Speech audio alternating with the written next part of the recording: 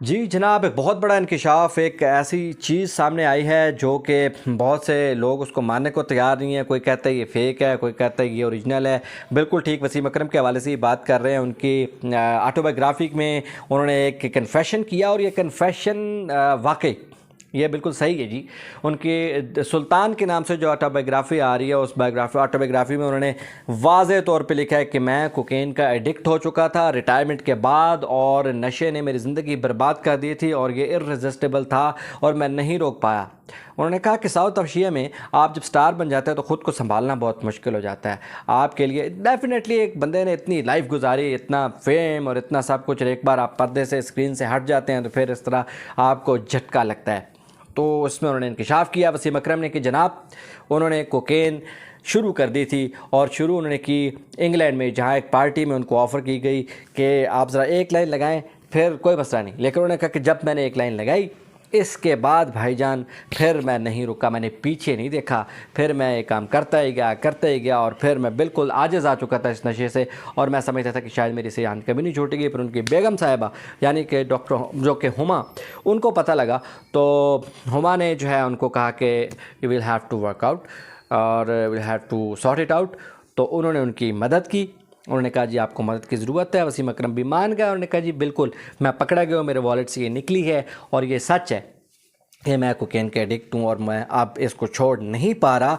जिसके बाद उन्होंने उनकी काफ़ी मदद की। तो वसीम अकरम ने कहा कि 2009 में जब उनका इंतकाल हुआ उनकी अहलिया का, तो इसके बाद उन्होंने इस नशे को छोड़ा, और ऐसा छोड़ा कि आप कभी इसको दोबारा से उन्होंने हाथ नहीं लगाया। इस तरह की बहुत सारी चीज़ें आनी हैं, क्योंकि अभी तो शुरुआत है उनके ऑटोबायोग्राफी के हवाले से। उन्होंने खुद कहा कि मैं बहुत एंशियस हूँ, मुझे थोड़ी सी रेटलमेंट भी है और थोड़ा सा मुझे परेशानी है, लेकिन मैं अपने बच्चों के लिए कर रहा हूँ, अपनी बेटी और 2 बच्चे हैं जो उनके लिए, कि मैंने जो जो किया, जो जो मेरी लाइफ में गुजरा, जो जो था, वो कहते हैं कि वो मैं लिखना चाहता था, मैं कहना चाहता था, कुछ छुपा के नहीं रखना चाहता था।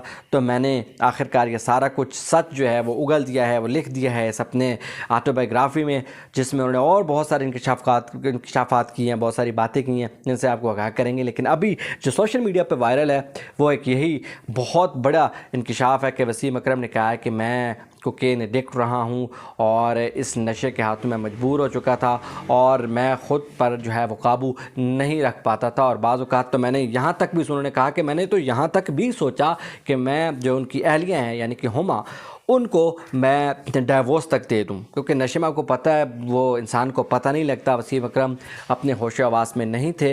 इस सारे अरसे के दौरान उनको जिसने संभाला दिया वो उनकी अहलिया थी, जो 2009 में एक, आपको पता है, बड़ा रेयर सा उनको इन्फेक्शन हुआ, या फंगल इन्फेक्शन सा, या सॉर्ट ऑफ दैट, उसकी वजह से उनका इंतकाल हो गया था इंडिया में, आपको मालूम है। इसके बाद उन्होंने फिर शादी की ऑस्ट्रेलवी खातून हैं शनेरा, उनसे, और उसके बाद से खैर वो अब वो कहते हैं कि वो एडिक्ट नहीं है। अब तो बल्कि वो खूब झुकते भी लगा रहे हैं वापस अपनी फॉर्म में, जैसा कि वो होते थे।